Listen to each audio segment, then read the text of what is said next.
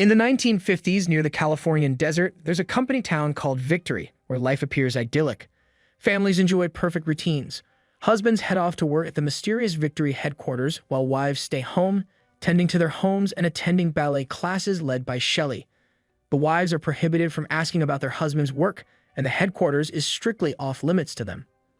Among these families are Alice and Jack, a couple deeply in love, known for hosting lively parties with their closest friends, including Alice's best friend Bunny and her husband.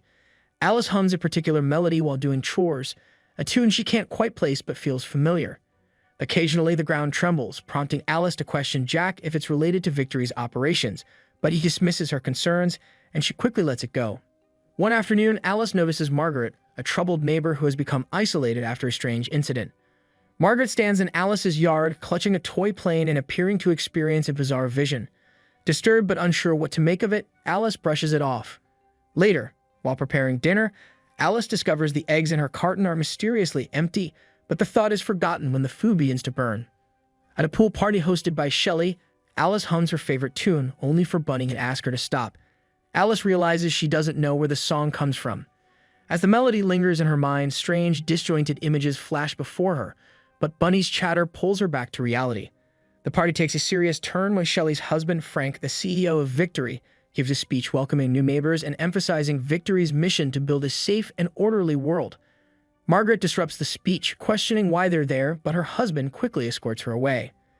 Alice grows concerned about Margaret and later finds her being given medicine by her husband.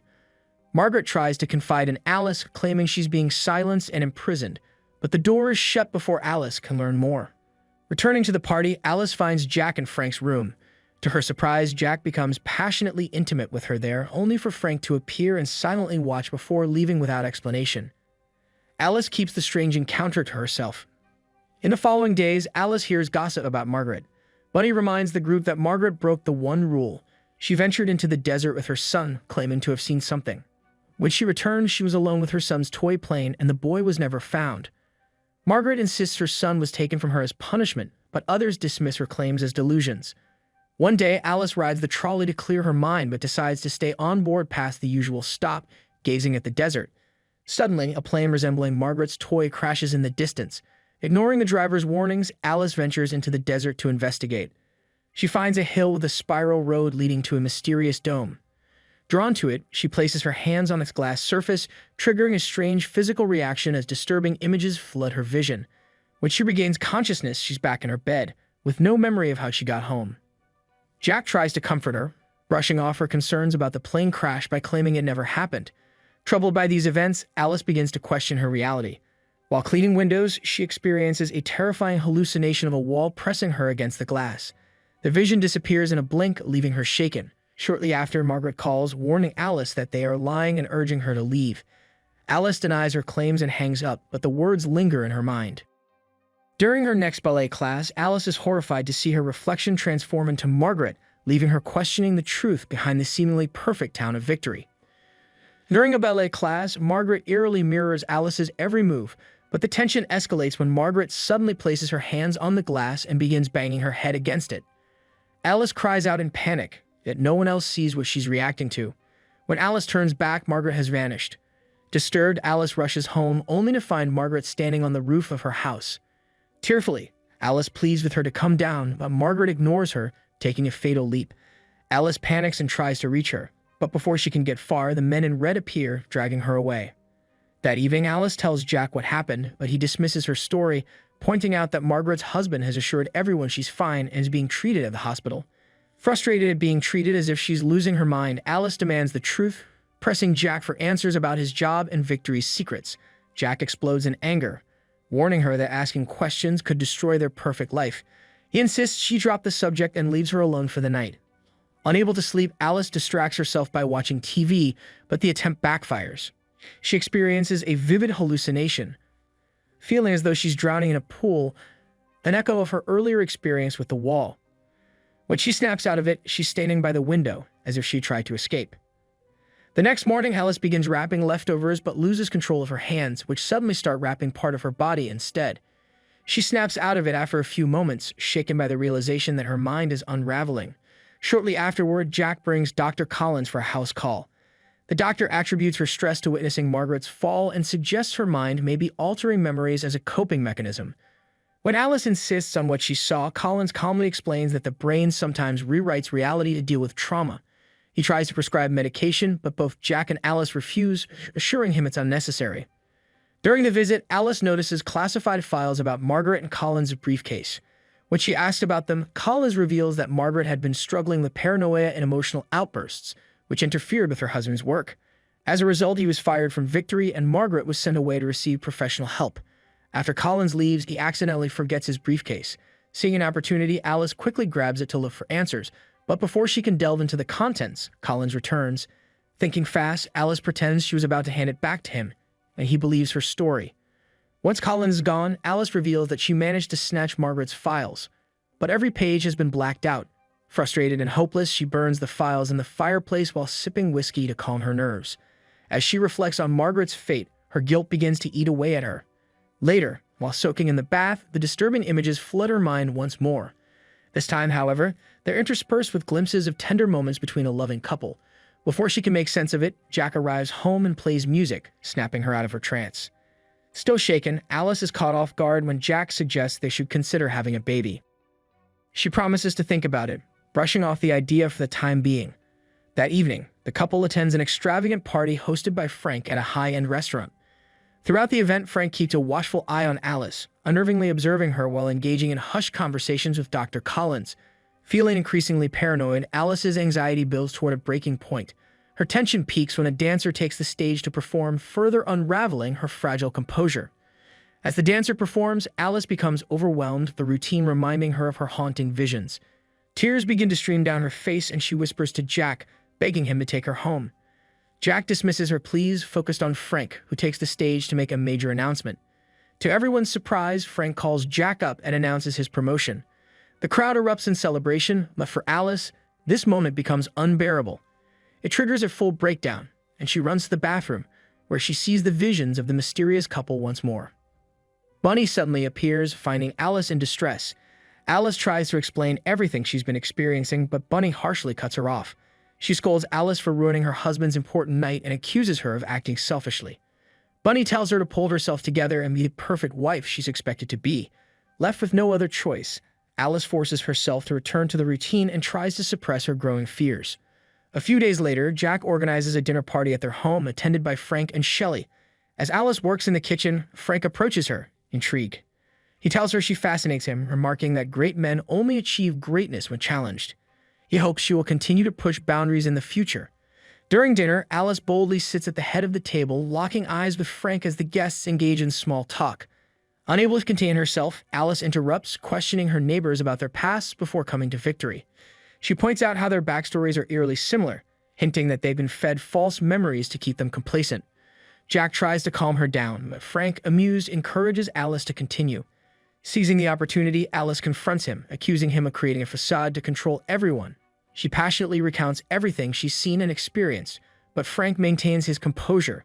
He calmly tells the guests that Alice is suffering from the same psychosis that plagued Margaret, and even suggests she's been sneaking into his private quarters. The room grows tense, and Shelley snaps, chastising Alice for ruining the evening and disrespecting Frank.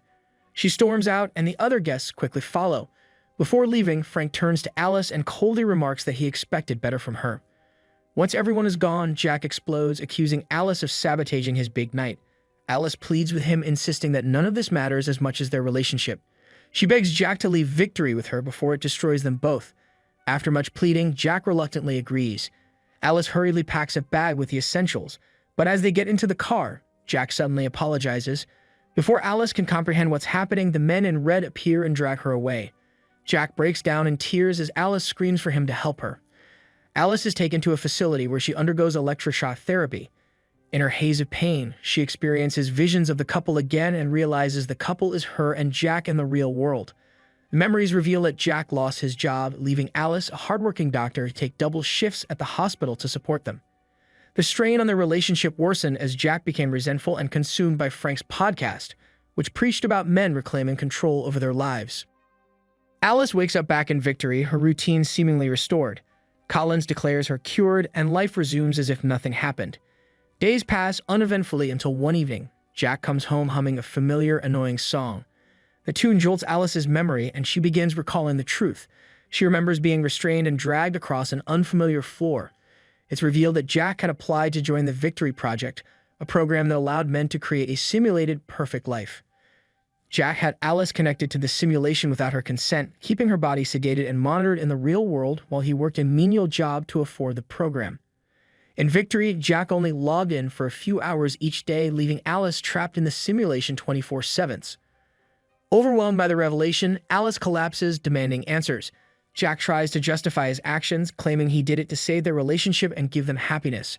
Alice, furious, accuses him of stealing her autonomy and gaslighting her. Jack, desperate, defends his actions, insisting he did it out of love, but Alice sees it as nothing more than selfishness. Alice is overwhelmed with Jack's revelations about Victory. She's horrified to learn the other wives are trapped just like her, and even more so when Jack reveals the children aren't real, they're fabricated elements of the simulation. Jack collapses to his knees, begging for forgiveness and clinging to Alice desperately. His suffocating pleas push Alice to the brink, and in a moment of desperation, she grabs a glass and knocks him unconscious. However, what Alice doesn't realize is that death in Victory results in real-life death, and as Jack's life fades, the real-world Jack dies as well. Frank quickly learns of Jack's death through a phone call, setting the stage for chaos. At that moment, Bunny rushes into Alice's house, drawn by the noise. She finds Jack's lifeless body and immediately covers it, trying to calm Alice, who frantically tries to explain the truth. To Alice's surprise, Bunny admits she already knows about the simulation. Bunny confesses she willingly joined Victory because it's the only place she could be with her children who had died in the real world. However, she urges Alice to escape and make it to the headquarters, as Jack's death means Alice must disconnect herself from the simulation manually. Though terrified, Alice follows Bunny's instructions.